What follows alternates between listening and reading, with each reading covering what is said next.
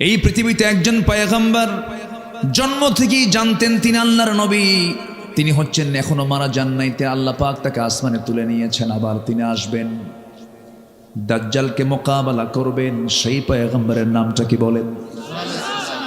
এই নবী ছাড়া কোন নবী জানতেন না আমি নবী হব, শিশুকালে কেউ জানতেন না এটা, কিন্তু তিনি জানতেন। কেন?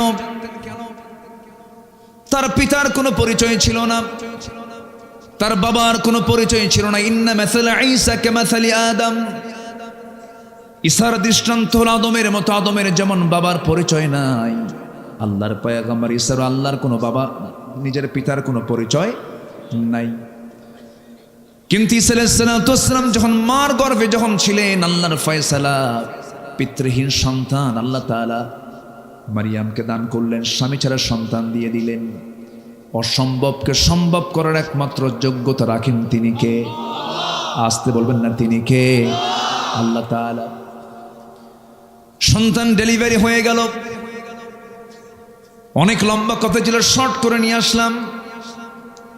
মারিয়াম বিনতে ইমরানকে আল্লাহ তাআলা বলেন, ইন্নাল্লাহ আস্তাফাকি ওয়া তাহহারাকি, হে মারিয়াম আমি তোমাকে নির্বাচিত করেছি, আমি তোমাকে নবীর মা বানাবো। তিনি বললেন কেমন করে সম্ভব? লাম ইয়ামসাসনি বাশার, কোন পুরুষ আমাকে স্পর্শ করে নাই, আমি কেমন করে মা হব? তাফসীরে এসেছে তিনি হাম্মাম খানার মধ্যে ঢুকেছেন, ফেরেশতা এসে তার জামার আস্তিনটা টান মারলেন, ফুৎকার দিয়ে দিলেন। আর একটা ব্যাখ্যায় পাওয়া যায় তিনি মুখটা হা করলেন, মুখের মধ্যে মুখ গহ্বরে ফুৎকার দেওয়া হলো, মিন্স বন্ধ হয়ে গেল। সন্তান পেটে চলে আসলো। 2 মাস 3 মাস 4 মাস যখন যেতে লাগলো, বাহ্যিক সিমটমটা প্রকাশ পেয়ে গেল। সবাই বলতে লাগলো, মারিয়াম এটা কেমন কথা, তোমার পেটের সন্তান কেমন করে আসলো, এত বড় অঘটন তোমার জীবনে কে ঘটায়া দিল? তিনি বললেন, আল্লাহর কসম করে বলি, কোন পুরুষ আমাকে স্পর্শ করে না, আল্লাহ তাআলা আমাকে দান করেছেন। কেউ বিশ্বাস করে না। মারতে মারতে সেই বাইতুল আকসার 500 থেকে তাকে ঘাড় ধাক্কা দিয়ে বের করে দেওয়া হলো। সেই মহিলাকে, যে মহিলা আল্লাহ তাআলা এমন সম্মান তাকে দিয়েছেন, একমাত্র নারী পৃথিবীতে, যিনি দুনিয়াতে বসেই তিনি জান্নাতের খাবারগুলো খেয়েছিলেন। সেই মারিয়ামকে আল্লাহ তাআলা এত সম্মান দিয়েছেন। গোটা কোরআন সূরা ফাতিহা থেকে শুরু করে নিয়ে নাস পর্যন্ত যত সূরা, যত আলোচনা আল্লাহ তাআলা কোরআনে করেছেন, বহু নারীর ইতিহাসও টেনেছেন, নবীর নামও নিয়েছেন, কাফেরদের নামও নিয়েছেন, সাহাবীর নামও নিয়েছেন। একজন সাহাবীর নাম হচ্ছে যায়েদ, ফাকালা যাইদুম মিনহা, সাহাবীর নামও নিয়েছেন, নবীর নাম নিয়েছেন, জালিমের নাম নিয়েছেন। কিন্তু গোটা কোরআনে মারিয়াম সারা সরাসরি কোনো নারীর নাম আল্লাহ তাআলা কোরআনে নেন নাই। তিনি কে? মারিয়াম। একটা নামই আছে, সূরার নাম। সূরার নাম কি? মারিয়াম। এই পৃথিবীতে কোন নারী জান্নাতের খাবার দুনিয়াতে বসে খান নাই, তিনি খেয়েছেন কে? আন্না লাকি হাদা ইয়া মারিয়াম ক্বালাত হুয়া মিন ইনদিল্লাহ ইন্নাল্লাহা ইয়ারযুকু মান ইয়াশাউ বিগাইরি হিসাব। আল্লাহ যাকে চান তাকে এরকম করে বেহিসাবি রিজিক দিয়ে দেন। আল্লাহ আমাকে দিয়ে দিয়েছেন। সেই মারিয়ামকে ওরা ধরে মারতে মারতে রক্তাক্ত করে বাইতুল আকসা থেকে, বাইতুল মুকাদ্দাস থেকে তাকে বের করে দেওয়া হলো। রক্তাক্ত হয়ে পড়লেন, যেদিকে চোখ চলে যায় সেই দিকে রওনা দিলেন, বাইলহাম উপত্যকার দিকে রওনা দিলেন। সন্তান ডেলিভারির সময় হয়ে গেল। 10 মাস যখন পূর্ণ হলো, কেউ তার পাশে নাই। এমন সময় আল্লাহর ফয়সালা, তিনি ঘুমন্ত অবস্থায় থাকলেন, শুকনো ডালের নিচে ঘুমালেন। ঘুম থেকে জাগা পেয়ে দেখেন তার ডান পাশে সদ্য সন্তান ঈসা ভূমিষ্ঠ হয়েছেন। যেরকম সুবহানাল্লাহ। এই পৃথিবীতে 3 জন নারীর সন্তান ডেলিভারির সময় দুনিয়ার কোনো ধাত্রী প্রয়োজন হয় নাই। এর মধ্যে একজন হচ্ছেন ইব্রাহিম আলাইহিস সালামের জন্মের সময়। আল্লাহু আকবার। কোন নবী?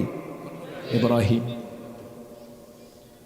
আরেকজন হলেন মারিয়াম বিনতে ইমরানের সন্তান ঈসা আলাইহিস সালামের জন্মের সময় দুনিয়ার কোনো ধাত্রী প্রয়োজন হয় নাই। আরেকজন হলেন কেউ নন, তিনি হচ্ছেন জনাবে মুহাম্মদুর রাসূলুল্লাহ সাল্লাল্লাহু আলাইহি সাল্লামের জন্মের সময় ধাত্রীর কোনো প্রয়োজন হয় নাই। আমার নবীজির জন্ম হলো নবীজির জন্ম হওয়ার সঙ্গে সঙ্গে আমিনার কান্না বাড়তে লাগলো। মা আমিনা শুধু কান্দেন আর কান্দেন। সন্তান জন্ম নিলে মা তো খুশি হওয়ার কথা, কিন্তু সন্তান জন্ম নেওয়ার পর যে সবচেয়ে বেশি খুশি হবে সেই খুশি হওয়ার মানুষ তো আগেই নাই, আগেই দুনিয়া থেকে বিদায় নিয়েছেন। আমার নবীর বাবা আব্দুল্লাহর ইন্তেকাল হয়ে গেছে। মা আমিনার ঘরে আলো চলে আসছে, কিন্তু আমিনার মুখে কোনো হাসি নাই। আমিনার চোখ বেয়ে শুধু দরদর করে পানি পড়ে। আবু তালেব একদিন স্মৃতিচারণ করতে নিয়ে বলতেছে, ভাতিজা মোহাম্মদ শোনো, তুমি আল্লাহর নবী আমি বিশ্বাস করি, কিন্তু ঈমান আনতে পারতেছি না, ঈমান আনতে পারতেছি না। তুমি আল্লাহর পয়গাম্বর আমার বিশ্বাস হয়, একটা স্মৃতিচারণ করি। ও আমার ভাতিজা মুহাম্মদ বিন আব্দুল্লাহ শোনো, তোমার যেদিন জন্ম হলো আমি খুব খুশি হয়েছিলাম। আমি তোমাকে দেখেছি, প্রত্যেক দিন তোমাকে দেখতে যাই, তোমার মার কাছে তুমি কোলে বসে থাকো। কিন্তু একদিন পূর্ণিমা রাতে যে দেখলাম তোমার মা তোমার সামনেই নাই, খেলা হাওমাও করে কান্দে। তোমার পাশে কেউ নয়, তুমি একা একা চাঁদনি রাতের চাঁদনি আকাশের নিচে তোমাকে শুয়ে রেখেছে। তুমি একা একা চাঁদনি রাতের সেই চাঁদের দিকে তাকায় তাকায় তুমি একা একা শুয়ে আছো, তোমার মা কাছে আসতেছে না। সেই সময় আমি লক্ষ্য করে দেখলাম, ভাতিজা মোহাম্মদ তুমি চাঁদের দিকে তাকাচ্ছ, তোমার হাত ডান দিকে নাও, চাঁদও ডান দিকে যায়। তোমার হাত বাম দিকে নাও, চাঁদও বাম দিকে যায়। যখন তুমি তোমার দুই হাতটা দিয়া যখন নিচের দিকে টান মারো, চাঁদটাও কাছাকাছি চলে আসে। ও ভাতিজা মোহাম্মদ, আমি কি ভুল দেখছি না সঠিক দেখেছি? সঙ্গে সঙ্গে রাসূল বলছেন, চাচা আমার জন্মের পূর্বেই বাপ ইন্তেকাল করেছেন। আমার মার তো কষ্ট, আমার মা আমাকে কোলে নিলেই স্বামীর কথা মনে হয়ে যায়, বারবার হাওমাও করে কান্দে। আমার মামার কাছে আসতে পারে না, সেই জন্য আল্লাহ রাব্বুল আলামিন ওই সময়টা আকাশের চাঁদ আমার জন্য খেলনা বানায় দিয়েছিলে। জোরে বলি সুবহানাল্লাহ। মা আমিনা বলেন, আমার শিশু মোহাম্মদ যখন আমার গর্ভে ছিল, সেই গর্ভে থাকাকালীন আমি যখন কলসি ভরে যখন পানি আনতে যাব, কলসি হাতে নিয়েছি, যখন কূপের ধারে যেতাম দেখতাম উপচে পড়ে কূপের পানিগুলো পড়ে পড়ে যাচ্ছে। আমার দড়ি লাগতো না, টেনে পানি তোলা লাগতো না, উপচে পড়া পানি কূপের উপর দিয়ে সব ভেসে ভেসে পড়তো। মা আমিনা যখন রাস্তা দিয়ে হাঁটতেন, গোটা রাস্তা সুগন্ধে ভরপুর হয়ে যেত। বলো হলো আমিনা, তুমি রাস্তা দিয়ে হাঁটলে পরে সুগন্ধে ভরপুর হয়ে যায়। তার শাশুড়ি অর্থাৎ আমার নবীর দাদি বলতেছিলেন, তুমি যে রাস্তা দিয়ে হাঁটো এরকম সুগন্ধি ইউজ করো কেন, এটা তো উচিত না। মা শোনেন, আমার শিশু মোহাম্মদ যখন গর্ভে আসে, আমার শরীর থেকে সুন্দর সুঘ্রাণ শুরু হয়েছিল। সুবহানাল্লাহ। তিনজন নারীর সন্তান ডেলিভারির সময় চুল পরিমাণ তারা কোনো কষ্ট ফিল করেন নাই, তারা টেরই পান নাই। আটা থেকে চুল টান দিলে যেমন টের পাওয়া যায় না, তাদের জন্মের সময় তাদের মারা তেমন কোনো টের পান নাই। ঈসা আলাইহিস সালাম ভূমিষ্ঠ হলেন, ঘুম থেকে জাগা পেয়ে দেখেন সদ্য সন্তান ঈসা আলাইহিস সালাম হাত পা নড়াচড়া করছেন। সন্তানকে কোলে নিলেন, আদর করলেন, স্নেহ দিলেন, চুমু দিলেন। গাছের দিকে তাকায় দেখেন শুকনো ডালটা সবুজের শ্যামলে রূপান্তরিত হয়েছে, ফলগুলো টসটসে পাকা পাকা ধরে আছে। ফলগুলো পারলেন, খেলেন, জীবনের শক্তি ফিরে পেলেন। কেউ তার পাশে নাই। দুধ পান করাচ্ছেন। 3টা দিন 3টা রাত চলে গেছে। বলা হলো, মারিয়াম মানুষের মাঝে চলে যাও, বাইতুল আকসায় চলে যাও, তোমাকে যেতে হবে। তিনি বলেন, কেমন করে যাব? আমি কেমন করে জবাব দেব? সবাই তো আমাকে বলবে তুমি তো অসতী নারী, যার সন্তান তুমি সামনে নিয়ে আসছো, কেমন করে জবাব, কেমন করে কি প্রমাণ করব? সঙ্গে সঙ্গে বলা হলো, মারিয়াম কোনো কথা তুমি বলতে যাবে না, তোমাকে শেখায় দিচ্ছি। তোমাকে যখন প্রশ্ন করবে তখন তুমি বলবে, ক্বালাত ইন্নী নাযারতু লিররহমানি সাওমা। তুমি বলে দেবে, আমি একজন রোজাদার, আমি কোনো কথা বলবো না, যা বলার তোমরা আমার সন্তানের সঙ্গে বলো। সন্তানটার বয়স মাত্র কয়দিন। এই পৃথিবীতে দোলনায় থেকে এই পৃথিবীতে দোলনায় থেকে নবজাতক বাচ্চা 3টা কথা বলেছে। কয়জন কথা বলেছে? এর মধ্যে একজনকে বলেন ঈসা আলাইহিস সালাতু ওয়াস সালাম। ঈসা আলাইহিস সালাতু ওয়াস সালাম দোলনায় তিনি কথা বলেছেন। সবাই মিলে যখন মারিয়ামকে যখন চতুর্দিক থেকে ঝেঁকে বসলো, প্রশ্নের বন্যা বয়ে যাচ্ছে। মারিয়াম, তোমার লজ্জা নাই, হায়া নাই, তোমার মধ্যে কোনো শরম টরম কিছু নাই? একটা জারজ সন্তানকে সঙ্গে করে নিয়ে আমাদের মাঝে আবার কেমন করে দেখা করতে আসছো? তিনি কোনো কথা বললেন না। তার ওই সময় রোজাটা ছিল। ক্বালাত ইন্নী নাযারাতু লির-রাহমানি সাওমা, আমি রোজাদার। তার রোজা হলো কথা না বলা। তার রোজা হলো কি? কথা না বলা। কথা না বলার রোজা আছে না নাই বলেন? আমরা যে রোজা রাখি, না খেয়ে রোজা রাখি, কিন্তু কথা না বলে থাকি, কথা বলি। কিন্তু আল্লাহ তাআলা কথাও না করে দিয়েছেন, কথা বলতে মানা করেছেন। কোন কথা বলেন? রোজা রেখে কি কথা বলতে মানা করেছেন? বাজে কথা। সে লোকে রোজা রাখার কোনো প্রয়োজন নাই। মাল্লাম ইয়াদা কাওলা যুর ওয়াল আমালা বিহি ফালাইসা লিল্লাহি হাজাতুন ফি আন ইয়াদা তুআমাহ ওয়া শারাবাহ। যে ব্যক্তি রোজা থেকে মিথ্যা বেহুদা কথা ছাড়তে পারলো না, তার রোজা রাখার কোনো প্রয়োজন নাই। তাহলে মানে কি? কথা না বলাও রোজা, আবার না খেয়ে থাকাও রোজা। তাহলে মারিয়ামের রোজা ছিল কি বলেন? কথা না বলা। আল্লাহর হুকুম পেলেন, তিনি কথা বললেন না। শুধু বললেন আমি কোনো কথা বলবো না। ওই যে দোলনায় শুয়ে আছে নবজাতক, সে কথা বলবে। সবাই হাসে আর বলে মারিয়াম ছিল আধা পাগলি, এখন হয়ে গেছে পুরা পাগলি। এরকম করে হেও করছে। কিন্তু দোলনায় থাকা ছোট্ট বাচ্চা নবজাতক ঈসা আলাইহিস সালাতু ওয়াস সালামকে যখন নৌকোচায় যখন প্রশ্ন করেছে উপস্থিত লোকজন, বলছে হে সন্তান, তোর পরিচয়টা কি? একজন নবী দোলনায় থেকেই জানতেন তিনি আল্লাহর নবী। তিনি কে বলেন? ঈসা আলাইহিস সালাতু ওয়াস সালাম। তিনি কি বললেন? ক্বালা ইন্নী আবদুল্লাহি আতানিয়াল কিতাব ওয়া জাআলানি নাবিয়্যা। আমি হলাম আল্লাহর গোলাম। আল্লাহ পাক আমাকে ইনজিল কিতাব দিয়েছেন, আর আমার মা হচ্ছেন একজন নবীর মা। যেরকম সুবহানাল্লাহ, আমার মা একজন নবীর মা। এই নবীজি ঈসা আলাইহিস সালাতু ওয়াস সালাম জন্ম থেকেই জানতেন তিনি আল্লাহর পয়গম্বর। কিন্তু সব নবী কিন্তু জানতেন না। ইব্রাহিম আলাইহিস সালাতু ওয়াস সালাম নিজেও। ওই আয়াতটা প্রমাণ করে দেয়। তিনি যখন সূর্যের দিকে তাকালেন, নবুয়ত যখন পান নাই, তখন তিনি সূর্যকে দেখে বলছেন ফালাম্মা রাআ আশ-শামসা বাযিগাতান ক্বালা হাযা রাব্বি হাযা আকবার ফালাম্মা আফালাত ক্বালা ইয়া কওমি ইন্নী বারীউম মিম্মা তুশরিকুন। জোরে বলুন আল্লাহু আকবার। সূরাতুল আনআম আয়াত নম্বর ৭৮। যখন তিনি সূর্যকে দেখলেন, সূর্য দেখে বলেন এত বড় একটা সৃষ্টি, এটাই বুঝে আমার রব, এটাই তো সবচাইতে বড়। কিন্তু যখন এটা অস্তমিত হয়ে গেল, তখন তিনি বললেন না, আমার রব তো অস্তমিত হওয়ার কথা নয়। আমি সম্পূর্ণ শিরক থেকে নিজেকে মুক্ত রাখলাম। জোরে বলি আল্লাহু আকবার। আমার ভাইয়েরা,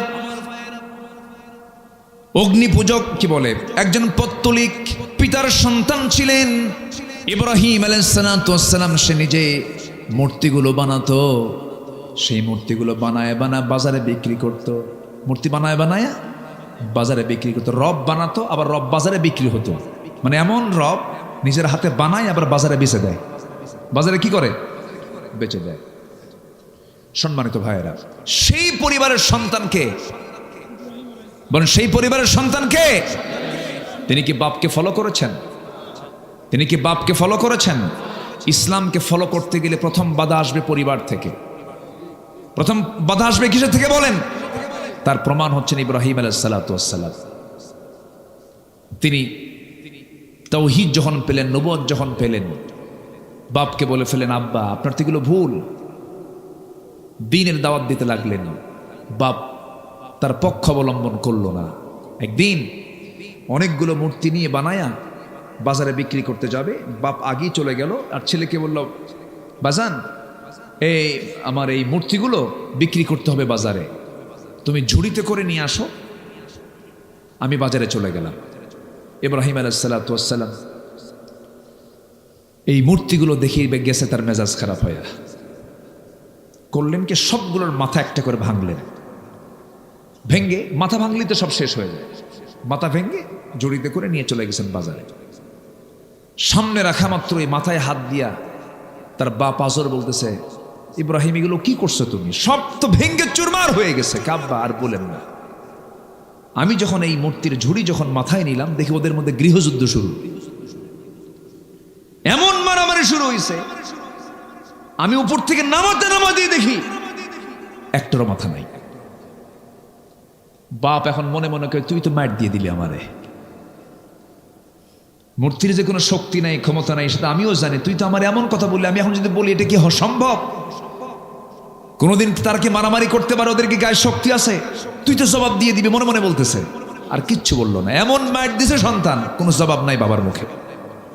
আল্লাহু আকবার বলেন। মূর্তি পুজো করে ছেলে ইব্রাহিম মূর্তি ভাঙ্গে, আর ইব্রাহিমের সন্তানরা আজকে মূর্তি গড়ে। ঠিক কিনা? মূর্তি গড়ে। আমার রাসূল তিনি একদিন বলেছেন, একটা বর্ণনায় আসছে, হাদিসে আসছে, বুইসতু কাসরাতিল আসনাম, আমি পৃথিবীতে আবির্ভূত হয়েছি মূর্তিগুলোকে ভাঙ্গার জন্য। তাই এই পৃথিবীতে প্রথম মূর্তি ভাঙ্গার মামলা খেয়েছেন কোন নবী বলেন? বলেন কে? ইব্রাহিম আলাইহিস সালাতু ওয়াস সালাম। এখন এর মানে কি আমি আপনাদেরকে বলবো যত মন্দির আছে সব ভেঙে শেষ করে? এরকম কিছু নাকি? আমার নবীজি মক্কায় যতদিন ছিলেন, কাবা শরীফের ভিতরে ছিল 360টা মূর্তি। কতগুলো বলেন? তিনি কি মক্কায় থাকতে ওগুলো সরাতে পেরেছিলেন? সামনে রেখেই নামাজ পড়তে বাধ্য হয়েছেন। কেন জানেন? তখন মক্কার সিটি মেয়র ছিল বিনা ভোটে নির্বাচিত আবু জাহেল। কি ভোটে? কি কথা বোঝা যায়? তাহলে আবু জাহেল কি ভোটে? বিনা ভোটে। সে আবু জাহেল ক্ষমতায়। আমার নবীজি মূর্তিগুলো দেখলেন, শুধু দেখেই গেলেন, পারলেন না, কারণ পথ তো নাই। র্যাব, সীতা, কোবরা তো তার হাতে নাই। কথা বোঝেন নাই? আমার নবীজি একদিন মনে মনে ভাবলেন যে আমি একটু ভিতরে যাব, কাবার ভিতরে যাব, কিন্তু কাবার চাবিটা ওসমান বিন তালহার হাতে। ওসমান বিন তালহার হাতে। আমার নবী কিন্তু ছোটখাটো পরিবারের সদস্য ছিলেন না। কাবা শরীফ ভাঙতে আসছিল সম্রাট আব্রাহা, সূরাতুল ফিলের ঘটনা ভাঙতে আসছিল। সেই সময় আমার নবীর দাদা আব্দুল মুত্তালিবের 300 উট অপহরণ করে নিয়ে যায়। 300 উট যার দাদার থাকে, এত ফকির মানুষ, তাই না? ফকির মানুষ মানে অনেকগুলো উট আছে, এর মধ্যে 300 উট নিয়ে গেছে, আরো আছে। 300 উট অপহরণ করে নিয়ে যায়। সেই সময় সম্রাট আব্রাহা এসে, তার লোকজন এসে বলে আব্দুল মুত্তালিবকে, তুমি তো লিডার, তো তোমাদের ঘর তো ভাঙতে আসতেছে সম্রাট আব্রাহা, তো তোমার চিন্তা কি? আমার কোনো চিন্তা নাই এই ঘর নিয়ে। কি চিন্তা তোমার? আমার উট নিয়ে চিন্তা। কেন? ঘরের মালিক তো আমি না, আমি হলাম উটের মালিক। উট ফেরত দে, যার ঘর তিনি হেফাজত করবেন। আল্লাহু আকবার বলেন। কার দাদা কয়? কার দাদা? আমার নবীর দাদা। কথার লোড কত দেখেন। তার নাতি হচ্ছেন মুহাম্মদ সাল্লাল্লাহু আলাইহি ওয়াসাল্লাম। সম্মানিত ভাইয়েরা, কথা তো অনেক। এমন ইতিহাস আমাকে আজকে ধরে দিয়েছে, বহু কথা। কয়টা বলে? 3 দিন আমার হলে ভালো হতো। কথা বোঝেন নাই? কোন দিক থেকে কোন দিক ধরি, কোন দিক দিয়ে শেষ করি, বহু কথা। কষ্ট পাচ্ছেন না তো আপনারা? বলি আলহামদুলিল্লাহ।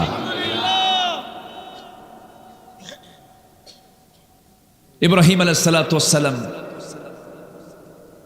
তিনি জীবনে 3টা হিকমতপূর্ণ কথা বলেছেন। কয়টা? 3টা হিকমতপূর্ণ কথা বলেছেন। মাঝে মাঝে তিনি কাঁদতেন, আহারে এরকম প্যাঁচ খাটায় আমি কথা বললাম কেন? আমার বন্ধুগণ, আল্লাহ রাব্বুল আলামিন ইব্রাহিম আলাইহিস সালাতু ওয়াস সালামকে এত সম্মান দিয়েছেন, এত মর্যাদা দিয়েছেন, এত তাকে দাম দিয়েছেন। আল্লাহ রাব্বুল আলামিন তাকে একটা দুইটা পরীক্ষা করেন নাই, প্রত্যেকটা পরীক্ষায় তিনি ইব্রাহিমের মুখ থেকে চুল পরিমাণ কখনো নাশকর পান নাই। জোরে কোন সুবহানাল্লাহ। আল্লাহ রাব্বুল আলামিন এই জন্য তার সম্মান বিশ্ববাসীর সামনে উচ্চকিত করেছেন। সূরাতুল হজের শেষ নম্বর আয়াতে আল্লাহ রাব্বুল আলামিন বলছেন, ইমানদারকে ডাক দিয়ে বলছেন, আগে ইয়া আইয়ুহাল্লাযীনা আমানু দিয়ে সম্বোধন করে আল্লাহ তাআলা ওয়াজ শুরু করেছেন।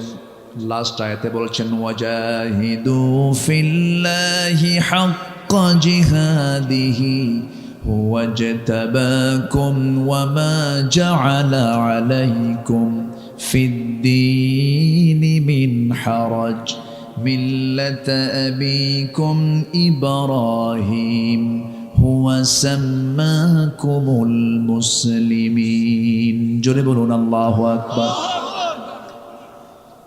আল্লাহ বলছেন, তোমরা জিহাদের মতো জিহাদ করো। তিনি তোমাদেরকে নির্বাচিত করেছেন এবং তোমাদের জন্য দ্বীনকে তোমাদের জন্য বোঝা করেন নাই, কষ্টকর করে দেন নাই, তোমাদের জন্য এটাকে কঠিন করে দেন নাই। আর জেনে রেখে দিও, তোমাদের সবার জাতির পিতা কিন্তু কেউ নন, তিনি হচ্ছেন ইব্রাহিম আলাইহিস সালাতু ওয়াস সালাম। জোরে কোন সুবহানাল্লাহ। এবং তিনি নিজেও পরিচয় দিয়েছেন তিনি ছিলেন মুসলমান। আমরাও কি বলেন? আরো জোরে আমরা কি বলেন? মুসলমান।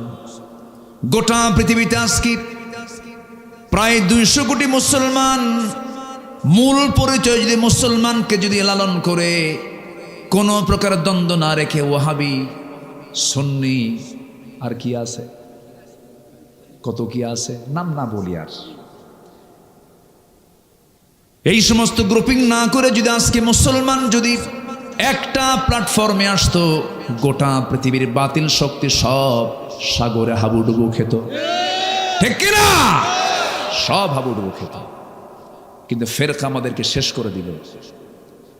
ইব্রাহিম তিনি মূর্তি ভাঙ্গেন আর আমরা মূর্তির পক্ষে কথা বলি। ঠিক কিনা?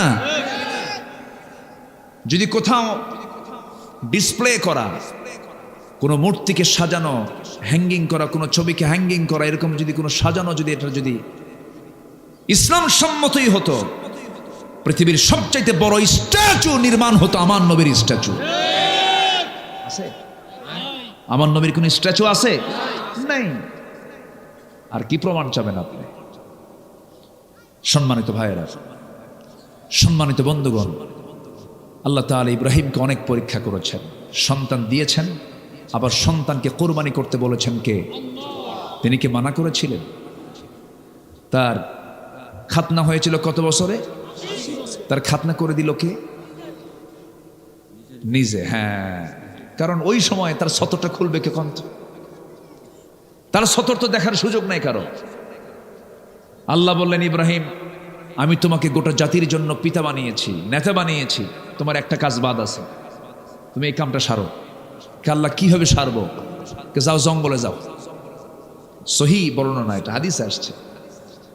জঙ্গলে গেলেন, জঙ্গলে গিয়ে 22লা চেনেন? 22 যেটা ওই কাঠমিস্ত্রিরা বগলের নিচে থুয়ে কাঠ কাটে, ওটাকে কি বলে মুরব্বীরা কন? 22লা না? 22লা। এরকম 22লা নিয়ে গেলেন তিনি আড়ালে, নিজের খাতনা নিজেই সম্পন্ন করলেন। এটাও কি একটা পরীক্ষা না? কন এটাকে ছোটখাটো পরীক্ষা? কন নিজেরটাকে নিজে সাইজ করা সম্ভব? কন আপনি কন? সহজ না। আল্লাহ অর্ডার দিয়েছেন, করে ফেলছেন। কি পিতা আমাদের! যেরকম সুবহানাল্লাহ। অমিন যুররিয়াতি, আমার সব আওলাদরা, আমার সব সন্তানরা আমাকে ফলো করবে। হে আল্লাহ, তোমার হুকুম আমি পালন করলাম। বুড়ো হয়ে গেছেন, বাচ্চা হয় না। সারা আলাইহিস সালাতু ওয়াস সালাম তার প্রথম স্ত্রী, বাচ্চা নাই। তার তো জীবনে বিশাল বড় পরীক্ষা আসছিল, হলো রাষ্ট্রীয় পরীক্ষা একটা আসছিল তার জীবনে। কিসের জন্য? ওই যে মূর্তি। ওই সময় শিরকের সমস্যা ছিল বড় সমস্যা। প্রত্যেক পয়গম্বর যে যুগে এসেছেন সেই যুগের সবচেয়ে বড় সমস্যা দূর করার জন্য তারা আসছেন। মুসা আলাইহিস সালাম যে সময় আসলেন সেই সময় ছিল জাদুর সমস্যা। কিসের সমস্যা? সব জাদু মুজিজা দিয়ে শেষ করে দিলেন মুসা আলাইহিস সালাম, শেষ করে দিয়েছেন। জাতির পিতা ইসলামের সময় সমস্যা ছিল হলো শিরকের সমস্যা। এই সমস্যা তিনি দূর করলেন। দূর করতে গিয়ে সবাই বলল, ইব্রাহিম চলো আমরা শহর ছেড়ে এক মেলায় যাচ্ছি, যাবে তুমি? কে যাব না। কেন? ক্বালা ইন্নী সাকিম। কোরআনের আয়াত তো, সূরা সাফাত পড়েন। আমি তো আয়াতের রেফারেন্স এখন দেওয়ার সময় নেই আমার, যাব কখন? ক্বালা ইন্নী সাকিম, আমি তো অসুস্থ, আমি যেতে পারবো না। মানে কি অসুস্থ জানেন? মানসিক না, মানে তার অসুস্থতা হলো ভাঙবো কখন। কথা বললেন নাই? তার অসুস্থতা কি? শিরক সহ্য করতে পারতেছেন না। ইমানদার শিরককে সহ্য করতে, ইমানদার শিরককে সহ্য করতে পারে। তবে হ্যাঁ, ভুল বুঝবেন না আবার, হিন্দু ভাইদের মন্দির আমরা পাহারা দেব, হিন্দু ভাইদের প্রতিমাকে আমরা গালি দেব না। লা তাসুব্বুল আসনাম, তোমরা কোনো মূর্তিকে গালি দিও না। তোমরা তাদের মূর্তিকে গালি দেবে, তারা তোমাদের রবকে গালি দেবে। ইসলাম কত উদার দেখেন। আমার দেশের মন্দিরগুলো আমরা পাহারা দেই, আর পার্শ্ববর্তী দেশের আল্লাহর ঘর মসজিদকে তারা ভেঙ্গে চুরমার করে দেয়। তাদের কাছ থেকে আমাদের শেখার কিছু নাই, কোনো কিছু শেখার নাই। সম্মানিত ভাইয়েরা, কষ্ট পাচ্ছেন নাকি আপনারা? মূর্তি নিয়ে মনে খুব টেনশন করতেছেন, আমি যাবো না, আমি খুব অসুস্থ। কি সমস্যা? কে? মূর্তি নিয়ে সমস্যা। ইন্নে সাকিব, যাও তোমরা চলে যাও। চলে গেছে। ওনার তো মাথা গরম, হাতে একখান নিছেন, একটা অস্ত্র নিয়ে কুঠার নিয়ে চলে গেছেন কাছাকাছি। সমস্ত মূর্তিগুলোর সঙ্গে কথা বলতেছেন, এই কথা কথা। কেউ কোনো কথা কয় না। সবগুলোর মাথা ভেঙ্গে বড়টার গলায় ঝুলায় রাখছেন। কোঠারটা ঝুলায় রেখে বলতেছে যে তোর যারা বান্দা আসবে, সে যখন প্রশ্ন করবে কে ভাঙছে কে ভাঙছে, তুই বলবি ইব্রাহিম ইব্রাহিম। আল্লাহু আকবার বলবেন না? তুই বলবি কি? ইব্রাহিম। ওর কি ক্ষমতা আছে? ক্ষমতা নেই। আমার বন্ধুগণ, ইব্রাহিম আলাইহিস সালাতু ওয়াস সালাম শিরক উৎখাত করার জন্য কি স্ট্রাগলটা তিনি করলেন, কি সংগ্রাম তিনি করলেন। গোটা টোটাল স্টেট তার বিরুদ্ধে চলে গেল, এমন ষড়যন্ত্র করলো, এমন পরিকল্পনা তারা সাজালো, সম্পূর্ণ মামলা প্রস্তুত করে তারা আইন পাশ হলো, তাকে আগুনে পুড়ে মারো। কিসে পুড়ে মারো? আগুনে পুড়ে মারো। আমার বন্ধুগণ, ইব্রাহিম আলাইহিস সালাতু ওয়াস সালাম ওই মূর্তিগুলোকে ভাঙার সময় বলেছিলেন, ফারাগা ইলা আলিহাতিহিম ফাকালা আলা তাকুলুন মা লাকুম লা তাতিকুন ফারাগা আলাইহিম দরবান বিল ইয়ামিন। জোরে বলুন আল্লাহু আকবার। আল্লাহ সব কথা বলে দিয়েছেন। فأقبلوا إليه يزفون قال أتعبدون ما تنحتون والله خلقكم وما تعملون। জোরে বলুন আল্লাহু আকবার। সব কিছু চুরমার হয়ে গেল। নমরুদের লোকজন সব চলে এসে দেখে সব মেসাকার হয়ে গেছে। কে করলো তদন্ত কমিটি করা হলো, প্রশ্ন করা হলো। এবার ইব্রাহিমের কাছে তদন্ত কমিটি এসে বলল, ইব্রাহিম কে করেছে এই কাজ? আগের বার বলা হলো চলো আমরা মেলায় যাই, তিনি বলেন ইন্নী সাকিম, আমি অসুস্থ, যেতে পারবো না। এবার বলা হলো মূর্তিগুলো ভাঙছে কে বলো, তিনি বললেন কে ভাঙছে মূর্তিকে জিজ্ঞেস কর। আল্লাহু আকবার বলবেন। এই উত্তরে দাওয়াত আছে না নাই? এই উত্তরের মধ্যে দাওয়াত আছে না নাই? নবীরে কি বেশি কথা বলতেন? কম কথা, কিন্তু সেই কথার মধ্যে থাকতো হাজারো কথা। জ্ঞানী মানুষ বেশি কথা বলে না, একটা লাইন বলে হাজার লাইন এক লাইনের মধ্যে ঢুকে থাকে। ইব্রাহিম আলাইহিস সালাতু ওয়াস সালাম এমন করে জবাব দেওয়ার সঙ্গে সঙ্গে সব লজ্জিত হয়ে গেল, ঠিকই তো, এমন রব আমাদের, কথাই তো বলতে পারে না। কে তার কাছে আসলো, আমাদের রব তাও জানে না, এটা কেমন কথা। আমার নবীর সামনে একদিন কোন এক সাহাবী এসে বলছে, হুজুর ওয়াজ তো আপনার শুনি, আজকে আপনি আমার ওয়াজ শোনেন। রাসূল বলেন, কি ওয়াজ শোনাবা বলো। রাসূল শুধু কথা শুনতেন, কথা বলতেন না, তিনি কথা শুনতেনও। অনেক সময় লম্বা সময় সাহাবীদের কথাও তিনি শুনতেন, মত বিনিময় করতেন। দেখবেন কিছু কিছু লোক আছে শুধু কয় কিন্তু শোনে না, আছে না, খালি কয়, খালি বুদ্ধিজীবী, কারো কথা শোনে না। আমার নবীজি সাহাবীদের কথাগুলো মনোযোগ দিয়ে শুনতেন, ফয়সালা দিতেন। এক সাহাবী এসে বলছেন, হুজুর আজকে আমার ওয়াজটা শুনতে হবে। কি ওয়াজ বলো।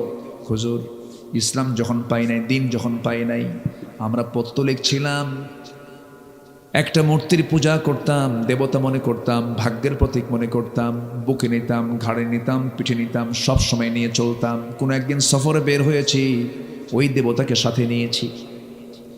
হঠাৎ করে আমার পেশাবের চাপ লাগলো, প্রকৃতির চাপ খুব বেশি আসার কারণে আমি থাকতে পারলাম না। সঙ্গে আমার দেবতাকে কেমন করে নিয়ে যায়, দেবতাকে সম্মান করে উঁচু একটা জায়গায় রেখে আড়ালে চলে গেলাম শৌচকার্য করার জন্য। শৌচকার্য কমপ্লিট করে এসে দেখি, হুজুর আমার সেই দেবতার মাথা থেকে পা পর্যন্ত ভিজা। ভাবলাম রহমতের পানি, রহমতের পানি মনে করে আমার জিহ্বাতে এমন লেহন দিলাম, এমন একটা চাটন দিলাম, দেখি আমতা আমতা গন্ধ। সামনের দিকে চায় দেখি হুজুর কুকুরটা লেজ গুটায়া গুটায়া যায়। ভাবলাম এটাই তো কাম সারছে, আমি কি চাটলাম। এমন রাগ উঠছে হুজুর, আমি মনে মনে চিন্তা করলাম, সারা জীবন আমি তোর গোলামি করে গেলাম, তোকে সৌভাগ্যের প্রতীক মনে করলাম, তুই নিজের অস্তিত্ব নিজে রক্ষা করতে পারিস না, যা আমি তোর গোলামি করব না।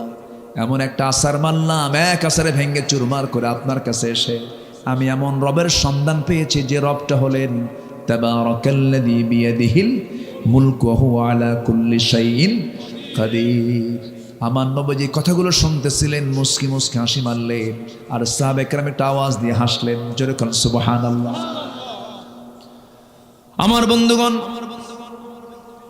ভুল বোঝা যাবে না। আবার ঝড়ের রাতে একটা পাখি যেমন তার বাচ্চাগুলোকে তার দুই ডানার মধ্যে সমস্ত ঝড় থেকে বাঁচানোর জন্য চেষ্টা করে, একটা মুসলিম রাষ্ট্রে, মুসলিম জনপদে অন্য ধর্মের মানুষ ঝড়ের রাতে পাখির ছানাগুলোকে যেমন পাখি আগলে রাখে, মুসলমানদের দায়িত্ব হলো অন্য ধর্মের মানুষকে এমনই করে আগলে রাখা। আলহামদুলিল্লাহ বলেন। ভুল বোঝা যাবে না। আমার বক্তৃতাকে আবার কাটিং করবেন না, উল্টাপাল্টা করবেন না, এগুলি স্পর্শকাতর কথা। ইব্রাহিম আলাইহিস সালাতু ওয়াস সালাম যখন স্ট্রেট কথা বলে দিলেন, তারা লজ্জিত হলো, কিন্তু অন্যদিকে তারা আইন পাশ করে ফেললো। তারা বলল, নিঃসন্দেহে এটা ইব্রাহিমের কাজ, ওকে ধরো। ধরা হলো, বলা হলো কি করা যায়। নমরুদের পার্লামেন্টে পাশ হলো, গোটা দেশের জনগণকে সব হাজির করে সবার চোখের সামনে ইব্রাহিমকে আমরা আগুনে ফেলে দেব। জোরে কর নাউযুবিল্লাহ। তাহলে দ্বীনের দাওয়াত দিতে গেলে নবীদেরকে আগুনে ঢুকতে হয়, দ্বীনের দাওয়াত দিতে গেলে দেশ ছাড়তে হয়, ঈমানকে রক্ষা করতে গেলে ফাঁসির মঞ্চে যেতে হয়। ইমাম ইবনে তাইমিয়া রাহিমাহুল্লাহ দামেস্কের জেলখানায় তাকে জেলবন্দি করে রেখেছে। সেই দামেস্কের জেল সুপার কান্দে আর কয়, হুজুর আমরা হুকুমের গোলাম, কোনো খেদমত করতে পারছি না, আমাদেরকে মাফ করে দিয়েন। বলতেছে ইমাম ইবনে তাইমিয়া, হুজুর কিয়ামতের দিন কি আমাদের কোনো জবাব দিতে হবে আল্লাহর কাছে? এই যে আমরা হুকুমের গোলাম, বাধ্য হচ্ছি, কি করব এখন? ইমাম ইবনে তাইমিয়া বললেন, জেল সুপার শোনো, তোমাদের মতো ব্যক্তির কারণে জালিমরা জুলুম করার সুযোগ পায়। যুবকরা, তুমি একজন বাংলাদেশ, তুমি একজন একা একজন বাংলাদেশ। তোমাকে ভাবতে হবে, তোমাকে চিন্তা করতে হবে, তুমি ইব্রাহিমের সন্তান। তোমাকে ভাবতে হবে তুমি রাসূলের উম্মাহ। তোমাকে ভাবতে হবে, তোমাকে চিন্তা করতে হবে, তোমাকে এগিয়ে আসতে হবে। সকল শিরিক বিদাতের বিরুদ্ধে সংগ্রামে ঝাঁপিয়ে পড়তে হবে। বাতিল শক্তির কাছে মাথা নত করব না আমরা। রাজি আছেন কারা কারা? হাত উঁচু করে দেখান মুসলমান।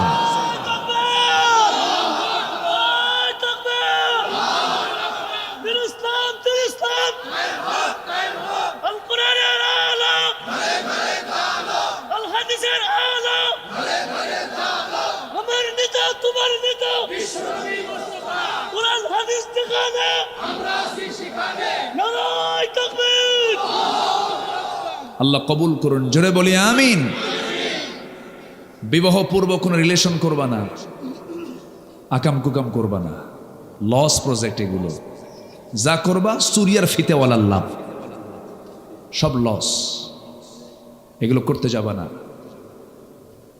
এরপর খারাপ বন্ধু নির্বাচন করবা না, ভালো বন্ধুর সঙ্গে চলবা। মাস্টারবেশন করবা না, বাপ হওয়ার যোগ্যতা হারিয়ে ফেলবে। পর্নোগ্রাফি দেখবে না, তোমার ফ্রন্টাল সেলগুলো সব ধ্বংস হয়ে যাবে। তোমাকে ধ্বংস করার জন্য প্রযুক্তি প্রস্তুত হয়ে আছে, ডিভাইস প্রস্তুত হয়ে আছে, তোমাকে ধ্বংসের দিকে নিয়ে যাচ্ছে। To back Islam, to back Quran. কোরআনের দিকে আসো, ইসলামের দিকে আসো। এর মধ্যে যে মজা, এর মধ্যে যে অমৃত স্বাদ তুমি যদি পেয়ে যাও, পৃথিবীর কোনো স্বাদ তোমাকে স্বাদ দিতে পারবে না। তাহাজ্জুদে দাঁড়িয়ে যাও, আল্লাহর কাছে কাঁদো।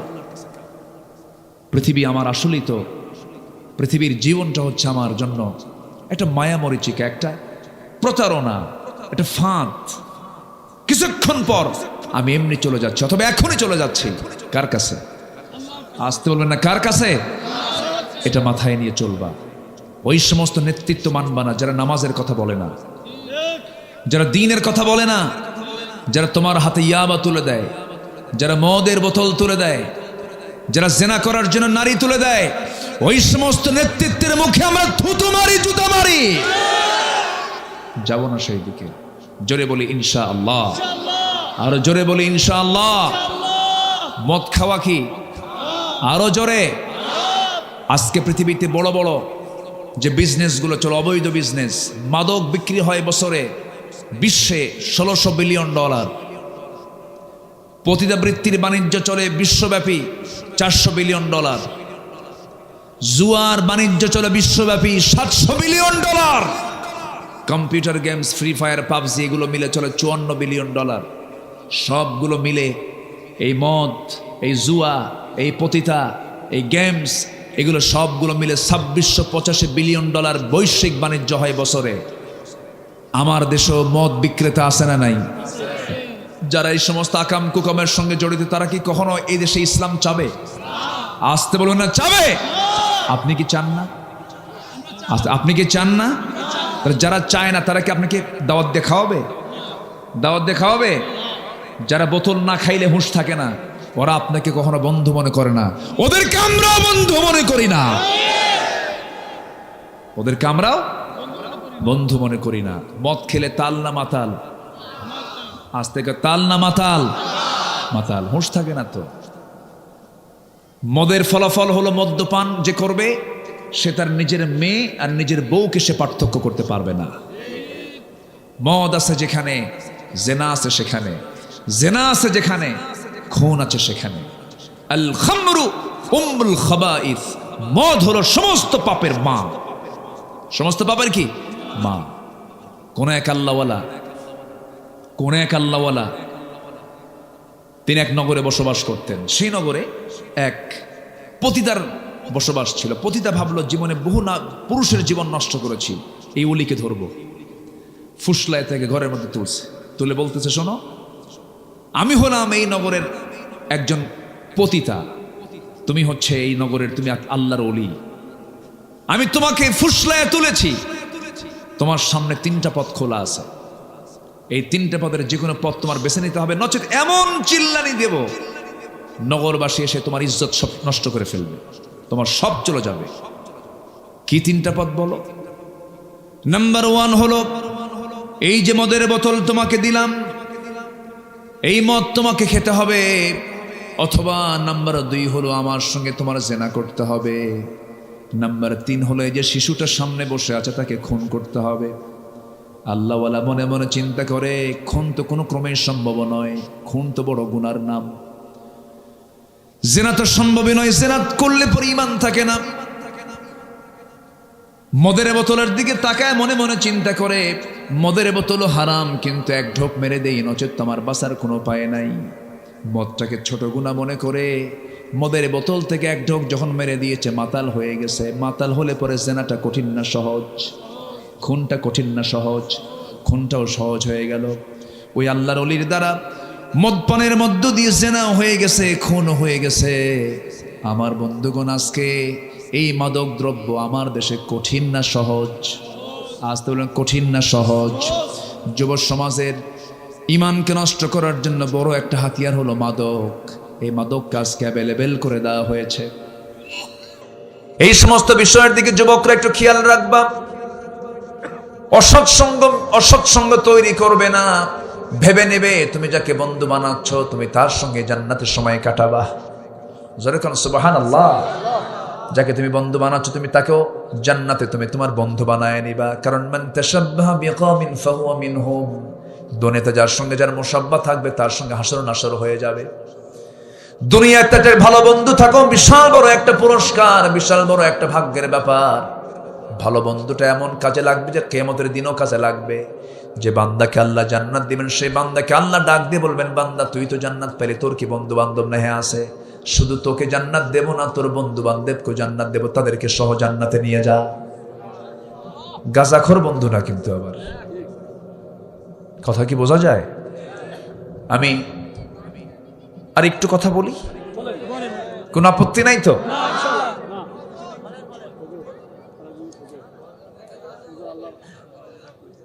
কোন আপত্তি নাই তো আপনাদের? বলি আলহামদুলিল্লাহ। একটু থাকেন। জি, ইব্রাহিম আলাইহিস সালাতু ওয়াস সালাম ফজর পড়ে যাবেন। দেখছো কি সাহসে বাবা। তো ঠিক আছে, ফজর পর্যন্ত আপনারা থাকেন, আমি যাই। ও আমি সহ অনেক ভালো মানুষ আপনারা। বলি আলহামদুলিল্লাহ। ইব্রাহিম আলাইহিস সালাতু ওয়াস সালাম রাষ্ট্রীয় ষড়যন্ত্রের শিকার হলেন। শেষ পর্যন্ত তাকে পরীক্ষায় পড়তে হলো চূড়ান্তভাবে। সিদ্ধান্ত পাকাপোক্ত হয়ে গেছে, আগুনে ফেলবে। কে আগুনে ফেলতে পারে না? নমরুদ করলো কি? শয়তানের পরামর্শ নিয়ে চতুর্দিকে জেনার কাজ শুরু করে দিল। কিসের কাজ বলেন? জেনার কাজ শুরু করে দিল। এরপর চরকিতে হাত দেবে কে? কেউ ফেলতে পারে না। ইব্রাহিম আলাইহিস সালাতু ওয়াস সালাম দেখতে পেলেন তার জন্মদানকারী পিতা তাকে আগুনে ফেলার জন্য পিতা পর্যন্ত চরকিতে হাত দিয়েছে। চোখে পানি চলে আসছে, কাঁদতে কাঁদতে বলছে, আল্লাহ আমার আব্বা, আমার জন্মদাতা, আমার আব্বা পর্যন্ত আমাকে আগুনে ফেলতে চায়, আল্লাহ তুমি আমাকে বাঁচাবে না? যেরকম সুবহানাল্লাহ। বাঁচিয়েছেন কে? আসতে বলেন, বাঁচিয়েছেন কে? আল্লাহ। এই দিকে লক্ষ্য করে আল্লামা ইকবাল বলেছেন, আসফি হুজু ইব্রাহিম কা ইমা पैदा आग कर सकती है एक अंदाज गुलिस्ता पैदा। আজ কোথাও যদি উদয় হয় ইব্রাহিমের মতো ঈমান করতে পারে অগ্নিকুণ্ডে খুবসুরত এক গুলিস্তান। জোরে বলুন আল্লাহু আকবার। আজও যদি মুসলমানদের ভিতরে সেই ইব্রাহিমের ঈমান যদি লালন করতে পারে, আজকে আগুনটা জান্নাত হয়ে যাবে। শর্ত হলো ঈমান আনতে হবে ইব্রাহিমের মতো। কার মতো বলেন? ইব্রাহিমের মতো। আমার বন্ধুগণ, তিনি জীবনে 3টা হিকমতপূর্ণ কথা বলেছেন। তিনি বলেছেন, আমি অসুস্থ। বলা হলো মূর্তিগুলো ভাঙছে কে? তোমরা মূর্তিকে জিজ্ঞাসা করো। আরেকটা হলো ওই আগুন থেকে তিনি যখন সুস্থ হয়ে সে আগুন থেকে বের হয়ে আসলেন, তার গায়ের পশম পর্যন্ত আগুন স্পর্শ করতে পারে নাই। সেখান থেকে বের হয়ে সারা আলাইহিস সালাতু ওয়াস সালামকে সঙ্গে করে নিয়ে রওনা দিলেন, সফর করলেন। লম্বা সফরে বের হয়ে গেছেন, এমন সময় এক জালিম শাসকের কবলে পড়ে গেছেন ইব্রাহিম আলাইহিস সালাতু ওয়াস সালাম। সেই জালিম শাসক সারা আলাইহিস সালাতু ওয়াস সালামের দিকে বদনজর দিয়ে ফেলল। ইব্রাহিম আলাইহিস সালাতু ওয়াস সালামকে প্রশ্ন করে ফেলতেছে, ইব্রাহিম তোমার সঙ্গে এই মহিলার পরিচয়টা কি? সঙ্গে সঙ্গে তিনি বলেন, এটা আমার বোন হয়। কি হয়? বোন হয়। বউটা বললেন না, এই জন্য বউ বললে পরে সে নিশ্চিত রাজাটা তার বউকে নিয়ে চলে যাবে। বোন বললেন সে যেন আমার কাছে থাকতে পারে, বোন মনে করে যেন সে ছেড়ে দেয়। কিন্তু তিনি যে বোন বলেছেন, বউকে বোন বলেছেন, হিকমতপূর্ণভাবে কথাটা যদিও বলেছেন, কিন্তু কথাটা দ্বীনের সম্পর্কের দিক থেকে কিন্তু ঠিকই আছে। ইন্নামাল মুমিনুনা ইখওয়াহ, কোনো প্রবলেম নাই। কিন্তু তিনি হিকমতপূর্ণ কথা বলার পরেও তিনি বাঁচতে পারলেন না। বউটাকে নিয়ে চলে গেছে জালিম শাসক। জালিম শাসক নিয়ে চলে যাওয়ার পরে জেনা করবি, আল্লাহর নবীর স্ত্রীর সঙ্গে জেনা করবে। কিন্তু দেখা গেল পরপর 3টা দিন চেষ্টা করলো। দুটো হাত যখন সারার সামনে নিয়ে যায়, হাত পাতার অবশ হয়ে যায়, পারল না। নবীর স্ত্রীদেরকে স্পর্শ করার কোনো ক্ষমতা নাই। শেষ পর্যন্ত ওই রাজা, জালিম রাজা বলে ফেললো, শোনো সারা, তোমার মতো একজন নারী আমার এই জায়গায় বহুদিন যাব, তার স্বামী তার দিকে আগায় গেলে পরে আমার হাত পাটা অবশ হয়ে যায়, আমি তাকে স্পর্শ করতে পারি না। শুধু আমি তোমাকে মুক্তি দিলাম না, সঙ্গে সঙ্গে ওই মহিলাকে, ওই নারীকেও মুক্তি দিয়ে দিলাম। সারা আলাইহিস সালাতু ওয়াস সালাম ওই জেলখানা থেকে, ওই জালিম শাসকের কবল থেকে যখন তিনি বের হয়ে আসতেছেন, একা আসলেন না, সাথে তিনি সঙ্গে করে যাকে নিয়ে আসলেন তিনি হচ্ছেন হাজেরা আলাইহিস সালাতু ওয়াস সালাম। হাজেরা আলাইহিস সালামকে সাথে করে নিয়ে চলে আসলেন, নবীর সামনে দিয়ে দিলেন, হে আমার স্বামী, এই মহিলাটা ওই দরবারই ছিল, কিন্তু এই নারীকে জালিম শাসক তাকে স্পর্শ করতে পারে নাই, তাকে বিয়ে করে নিলেন। ইব্রাহিম আলাইহিস সালাতু ওয়াস সালাম তাকে বিয়ে করে নিলেন। আল্লাহ তাআলা হাজেরার গর্ভে সন্তান যিনি দিয়েছেন, সন্তান যাকে দিয়েছেন, সেই সন্তানটার নাম কি বলেন? ইসমাঈল আলাইহিস সালাতু ওয়াস সালাম। وَإِذْ يَرْفَعُ إِبْرَاهِيمُ الْقَوَاعِدَ مِنَ الْبَيْتِ وَإِسْمَاعِيلُ رَبَّنَا تَقَبَّلْ مِنَّا إِنَّكَ أَنْتَ السَّمِيعُ الْعَلِيمُ। সন্তান ভূমিষ্ঠ হলো কোথায়? সন্তান ভূমিষ্ঠ হলো কাবার সামনে। জোরে কোন আল্লাহু আকবার। জমজম কুবের ধারেই তার জন্ম হয়ে গেল। হাজেরাকে বিয়ে করলেন, সন্তান পেটে চলে আসলো বুড়া বয়সে। কি বয়সে? বুড়া বয়সে সন্তান চলে আসলো। আল্লাহ তাআলা তাকে কি পরীক্ষাগুলো করেছেন দেখেন। পারিবারিক পরীক্ষাও তাকে করা হয়েছে, রাষ্ট্রীয় পরীক্ষাও তাকে করা হয়েছে। শেষ পর্যন্ত সন্তানটা যখন পেটে আসলো, বলা হলো, ইব্রাহিম তোমার হাজেরাকে ওই জায়গায় থুয়ে আসো। থুয়ে আসলেন সাফা মারওয়ার মাঝি, দৌড়াদৌড়ি করলেন, পানি নাই, পানির জন্য ছটফট করছেন। হাজেরা বলছেন, আমার স্বামী আপনি আমাকে এখানে রেখে যাচ্ছেন, কেউ তো নাই এই জায়গায়। আল্লাহর নির্দেশ, আল্লাহর যদি নির্দেশ থাকে আমার কোনো কথা নেই, আপনি চলে যান, আল্লাহ আমাকে বাঁচাবেন। জোরে বলুন সুবহানাল্লাহ। আল্লাহ তাআলা হাজেরাকে এত সম্মান দিয়েছেন যে হাজেরার দৌড়টা পর্যন্ত মডেল বানায় দিয়েছেন। সব হাজেরার মডেল ফলো করে। আল্লাহর নাম ভোলেন নাই। সাফা থেকে শুরু করলেন মারওয়া, মারওয়া থেকে শুরু করলেন সাফা। 7 বার তিনি চক্কর দিলেন। মাঝখানে একটা জায়গায় যে একটু দৌড় মেরেছেন, সেই দৌড়টাও হাজিরা মারে। জোরে কোন আল্লাহু আকবার। মারে না, মারে না, দৌড়টা মারে, সাইটা করে। ইন্নাস সাফা ওয়াল মারওয়াতা মিন শাআইরিল্লাহ। জোরে বলুন আল্লাহু আকবার। আমার বন্ধুগণ, হাজেরা আলাইহিস সালাতু ওয়াস সালামের গর্ভ থেকে সন্তান ভূমিষ্ঠ হয়ে গেল, ইসমাইলের জন্ম হয়ে গেল। বয়সটা যখন মোটামুটি পছন্দের মতো বয়স, 7 থেকে 8 বছর যখন বয়স হয়ে গেল, আল্লাহ বলছেন, ইব্রাহিম কোনো পায় না, আরেকটা পরীক্ষা। ইন্নী আরা ফিল মানামি আন্নী আযবাহুক। আমার কলিজার টুকরা ইসমাইল, স্বপ্নে দেখলাম আমি তোরে জবাই করি। ইয়া আবাতি ফাআল মা তু'মারু সাতাজিদুনি ইনশাআল্লাহু মিনাস সাবিরিন। আব্বা, আপনি যা দেখতে পেয়েছেন স্বপ্নে, আপনি তা বাস্তব করেন। আপনার সন্তান কিন্তু ধৈর্যহীন নয়, ধৈর্যশীল। তরবারির নিচে আমার গলাটা আমি আপনি দিয়ে দেব। জোরে কান সুবহানাল্লাহ, জোরে কান সুবহানাল্লাহ। আল্লাহ কুরবানি কবুল করে নিলেন। আল্লাহ তার মনের খবরটা তিনি বুঝতে পারলেন, ইব্রাহিম আমাকে সবচেয়ে বেশি ভালোবাসে।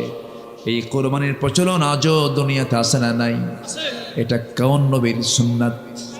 বলেন কোন নবীর? কোন নবীর?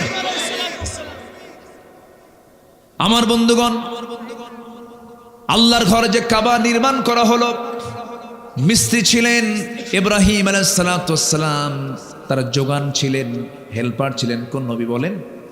ইসমাঈল আলাইহিস সালাম। ওয়া ইদ ইয়ারফাউ ইব্রাহিমুল কাওয়াইদা মিনাল বাইতি ওয়া ইসমাঈল। আল্লাহু আকবার। একটা পাথর, এখনো সেই পাথর আছে না নাই বলেন? ওই পাথরের উপর দাঁড়িয়ে দাঁড়িয়ে লিফটের মতো কাজ করতো, পাথরটা উঁচু নিচু হতো। হ্যাঁ জি, পার দাগও আছে, জি আলহামদুলিল্লাহ। তো সেই পাথরটা এখনো আছে। এই স্মৃতিচিহ্নগুলো আমাদের সবার দেখার দরকার আছে না নাই? আল্লাহ তুমি সবাইকে জীবনে একটাবার যাওয়ার তৌফিক দিয়ে দাও, অন্তত একবার যাওয়ার তৌফিক দাও, জোরে বলি আমিন। সব হজের মতো ইবাদতের সব স্মৃতি। আজকে সূরার নামও কি? হজ। হজের সাথে কোন নবীর সম্পর্ক বেশি বলেন? কোন নবীর সম্পর্ক বেশি?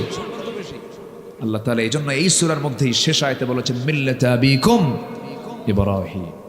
আসুন সেই ইব্রাহিমের স্মৃতিকে আমরা লালন করি, তার ঈমানকে আমরা লালন করি, তার সুন্নাহকে আমরা ফলো করি। তিনি কি বলেছেন? শেষ পর্যন্ত সূর্য যখন অস্তমিত হয়ে যায়, বলে না এটা আমার রব নয়। তিনি ঘুরে দাঁড়িয়ে কি বললেন?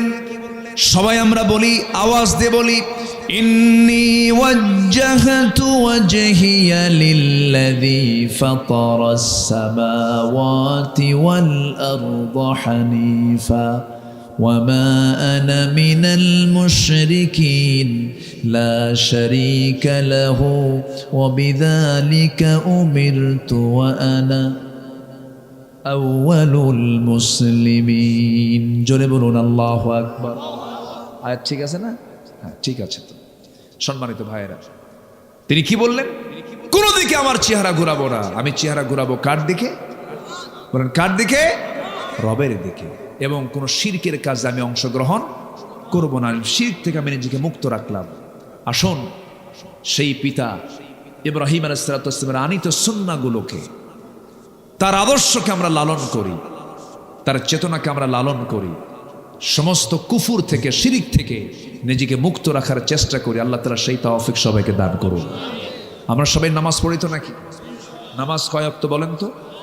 5 ওয়াক্ত নামাজ পড়তে রাজি আছেন কারা? একটু হাত তুলে দেখেন তো, জোরে বলি ইয়া আল্লাহ, আমাদেরকে 5 ওয়াক্ত সালাত আদায় করার তৌফিক তুমি আল্লাহ দিয়ে দাও।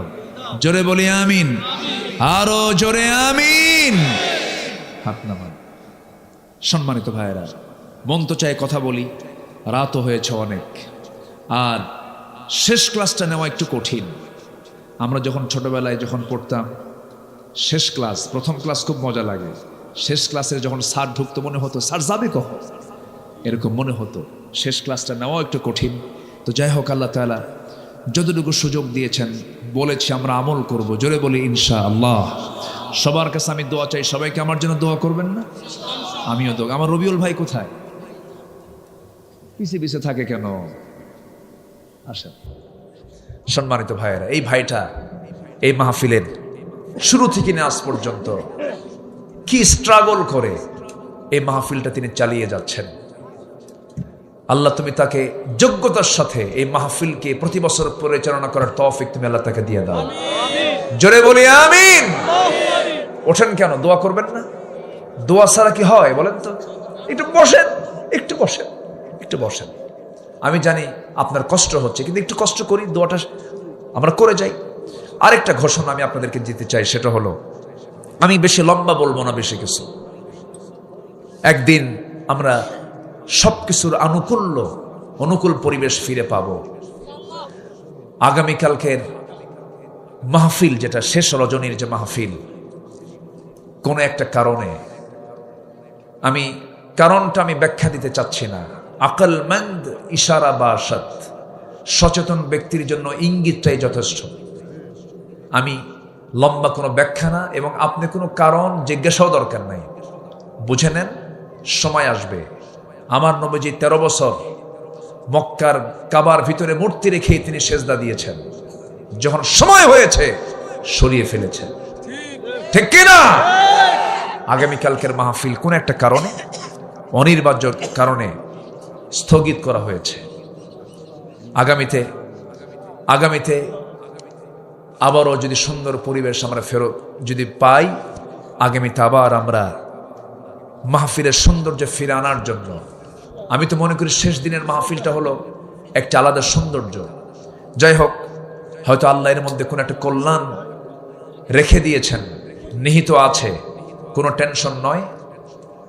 আমার বিশ্বাস আগামীর সূর্য হবে ইসলামের সূর্য। জোরে বলি ইনশাআল্লাহ। খুব বেশি দিন সময় নেই, এই দিন আসবে, এই দিন আসবে, এই দিন আসবে। জোরে বলি ইনশাআল্লাহ।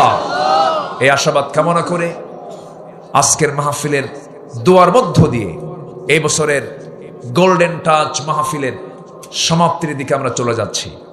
আমরা যে যেখানে আছি সবাই আমরা বসে চাইব কার কাছে? স্ব পিতামাতা, আত্মীয় স্বজন, আকরিবা, আশপাশের যত মাইয়াত শুয়ে আছেন সবার জন্য আমরা দোয়া করব।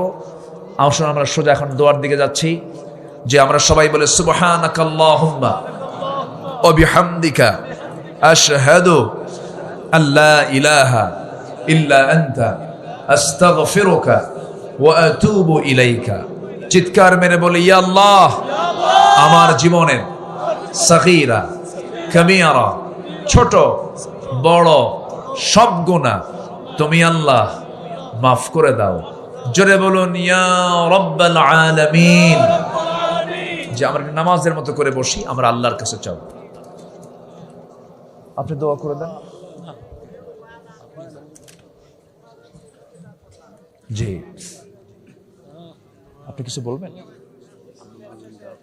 আপনি কিছু বলবেন? হ্যাঁ, আচ্ছা। আল্লাহুম্মা আমিন। রব্বানা যালামনা আনফুসানা ওয়া ইল্লাম তাগফির লানা ওয়া তারহামনা লানাকুনান্না মিনাল খাসিরিন। রব্বানা لا تزغ قلوبنا بعد إذ هديتنا وهب لنا من لدنك رحمة إنك أنت الوهاب। গভীরাত নিঝুমরাত ঝিমানো রাত্রিতে হাজার মুসলমান নরনারীকে নিয়ে তোমার খলিল ইব্রাহিম আলাইহিস সালাতু ওয়াস সালামের জীবন নিয়ে কিছু কথা বলেছি। তার জীবনের পরীক্ষা, ত্যাগ, কোরবানি নিয়ে কিছু আলোচনা করেছি। সে শান্তে সে কাঙ্গাল ভিখারির মতো দুটো হাত পেতে আছে। আল্লাহ, গুনার দিকে নজর দিও না। বান্দা মনে করে তামাম জীবনের সমস্ত গুনাহগুলোকে মাফ করে দাও। জনম দুঃখিনী মা, জনম দুঃখী বাপ জান যারা চলে গেলেন, জিন্দেগির গুনাহগুলো মাফ করে দাও। কবরগুলোকে জান্নাতের টুকরা বানাইয়া দাও। অনেক আলোচনা শেষ করে বাড়ি ফিরে যাব রে। বাড়িতে ফিরে গিয়ে সব দেখব, কিন্তু মাকে পাবো না। যেই মার চেহারার দিকে তাকালে হজের সওয়াব পাওয়া যায়, বরকত নাজিল হয়ে যায়, সেই বরকতি মা, সেই বরকতি বাপ যারা চলে গেল, জিন্দেগির গুনাহগুলো মাফ করো, কবরগুলোকে জান্নাতের টুকরা বানাইয়া দাও। আব্বা আম্মার জন্য কি দোয়া তাও শিখিয়ে দিয়েছ। চক্ষু বন্ধ করুন, হাত একটু উঁচু করুন, আওয়াজ দিয়ে আমার সঙ্গে সবাই বলুন, রব্বির হামহুমা কামা রব্বায়ানি সগীরা। রব্বির হামহুমা কামা রব্বায়ানি সগীরা। রব্বির হামহুমা কামা রব্বায়ানি সগীরা। আশপাশে কত মাইয়াত শুয়ে আছে আল্লাহ বাঁশবাড়িয়ার মাটিতে। কবর বাসে যত আছে ইমানি হালাত না বিদায় নিয়েছেন, কবরগুলোকে জান্নাতের টুকরা বানাইয়া দাও। আয় আল্লাহ তাআলা, এই মাহফিলটা আয়োজন করতে গিয়ে কত সময়, কত শ্রম, কত কষ্ট স্বীকার করতে হয়েছে। আল্লাহ, যারা আয়োজন করেছেন, যারা পরিশ্রম করেছেন, যারা আসছেন, মেহেরবানি করে এই মাহফিলটা আমাদের সবার জন্য নাজাতের মাধ্যম তুমি আল্লাহ বানাইয়া দিও। রবিউল ইসলাম একজন ভাগ্যবান মানুষের নাম, তুমি তার খেদমতকে কবুল করে নাও। তুমি তার ব্যবসায় বরকত দিয়ে দাও। সন্তানগুলোকে আল্লাহওয়ালা বানায়া নাও। পরিবারের প্রতি তোমার খাস রহমত নাজিল করো। আয় আল্লাহ তাআলা, এই দুনিয়া ছেড়ে সব বিদায় নিয়ে নেব রে, কেউ তো আমরা কিচ্ছু নিয়ে যেতে পারবো না, তবে তোমার কাছে ফরিয়াদ করে ডান হাতে আমলনামা না আসা পর্যন্ত আমাদের কাউকে মরণ দিবা না। মরবো কোন দিন জানি না রে, মরতেই যখন হবে শহীদ মত কপালে জুটাইয়া দিবে। পাখিটা আজকে নাই, আমাদের পাখিটা আজকে আমাদেরকে ফাঁকি দিয়ে চলে গেছে, আমাদের পাখিটা আজকে ফাঁকি দিয়ে চলে গেছে রে। ও আল্লাহ, কোরআনের পাখির কবরটাকে জান্নাতের টুকরা বানায় দাও রে আল্লাহ। এই দুনিয়া ছেড়ে কোন দিন বিদায় নেব জানি না, আমরাও তো চলে যাব রে। মেহেরবানি করে ডান হাতে আমলনামা না আসা পর্যন্ত কবরে নিও না। আল্লাহ, তোমার বান্দাগুলো কিনে এমন সময় হাত তুলেছি, বাইতুল আকসাকে মুসলমানদের দখলে নাই, মুসলমানদের হাতে তুমি আল্লাহ তুলে দাও। 180 কোটি মুসলমানের জন্য একটা ওমর তুমি আল্লাহ পাঠাইয়া দাও। ও আল্লাহ, মুসলমানদের ফিলিস্তিন তুমি আল্লাহ মেহেরবানি করে হেফাজত করো। আয় আল্লাহ তাআলা, দুনিয়া ছেড়ে কোন দিন বিদায় নেব জানি না, তবে যেদিন মরে যাব রে, টান মেরে ঘর থেকে বের করে দেবে, জীবনের শেষ গোসলটা হয়ে যাবে, মরমক সব দেখে দেখে চলে যাবে, কবরের দিকে টেনে হেসড়ে নিয়ে চলে যাবে। 24 ঘন্টা যাবে না, মাথার চুলগুলো খসে খসে পড়বে। 3 দিন যাবে না, গায়ে কত তেল সাবান লাগালাম, চামড়াগুলো গলে গলে পোকার পেটের খাবার হয়ে যাবে। 7 দিন যাবে না, নারী ভুঁড়ির সব চোখ মুখ কান নাক দিয়ে বের হওয়া শুরু হয়ে যাবে। মাত্র 3টা মাস কবর খনন করে দেখা যাবে কয়েকটা হাড় ছাড়া আর কিচ্ছু নাই রে। সে অন্তিম সময় যখন চলে আসবে, জবানে জারি করে দিও লা ইলাহা ইল্লাল্লাহু মুহাম্মাদুর রাসূলুল্লাহ। আসসালামু আলাইকুম ওয়া রাহমাতুল্লাহি ওয়া বারাকাতুহু।